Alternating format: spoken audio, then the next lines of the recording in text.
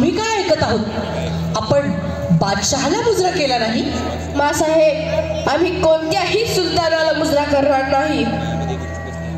मी म्हणता नाही दरबारी नेले आई, जो आत शिरुनी पाही शील नमवू शकलो नाही. देशाच्या राजा नाही मी राजभक्त होऊ कैसा, धर्माचा राजा नाही राजनिष्ठ होऊ कैसा.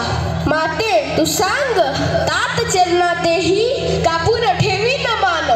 माते तू सांग, तात चरणातेही कापून ठेवी न मान.